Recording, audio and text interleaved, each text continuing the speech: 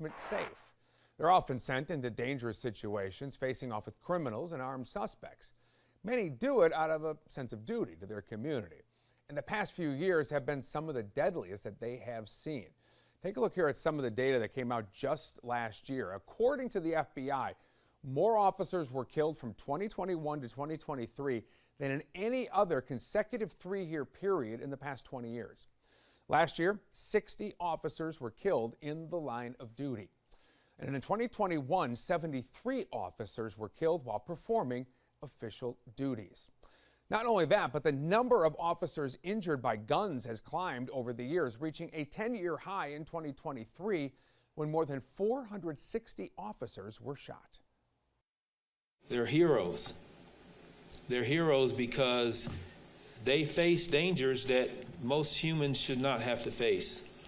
And they accept that danger, and not a single one of them backed away from that challenge. Now, tonight, we're getting a closer look at a heavy-duty vehicle being used for those kinds of dangerous situations. That vehicle here, it's called the Rook.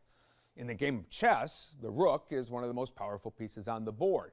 It can move horizontally or vertically to capture an enemy in its path. Well, just like a chess master, law enforcement can use their Rook to bring a suspect into checkmate.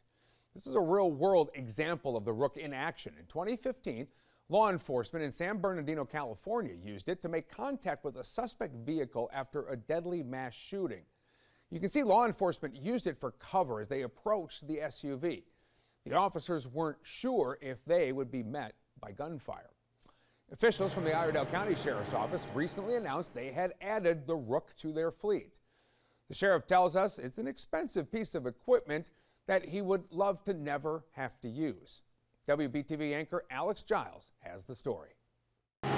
It stands more than 7 feet tall and weighs more than 14,000 pounds.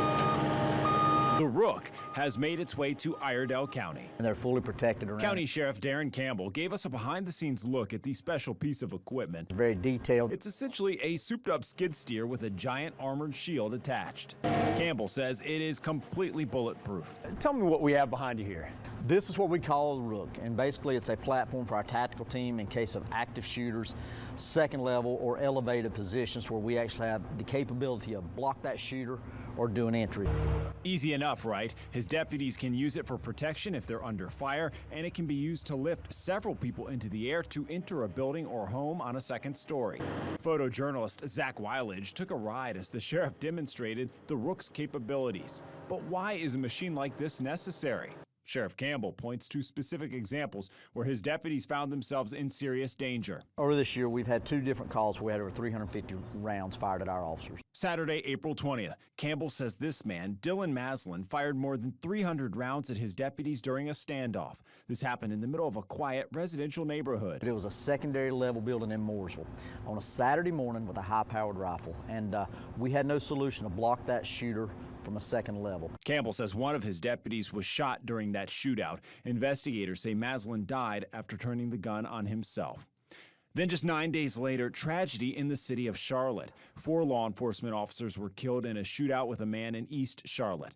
What started with a task force attempting to serve a warrant turned into chaos. Investigators believe the suspect, Terry Hughes Jr., was firing shots from the second level of the home.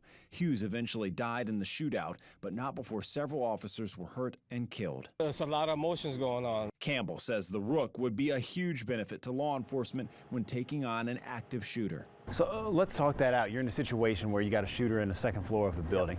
What's the approach then when you guys roll up with this? Well, the approach with this for a second level, we can actually do an entry from a second level window. We can block his shooting lanes from a second level window. Yes, he can move around and change, but if we do have it come out, we still have the capability to enter on that floor. Some folks might see this and say, this is a definition of militarizing local law enforcement. What would you say to those folks? Absolutely not true. I mean, last year was one of the most deadliest years for law enforcement. I can attest to it here, over 350 rounds fired from ARs and assault-style weapons at us.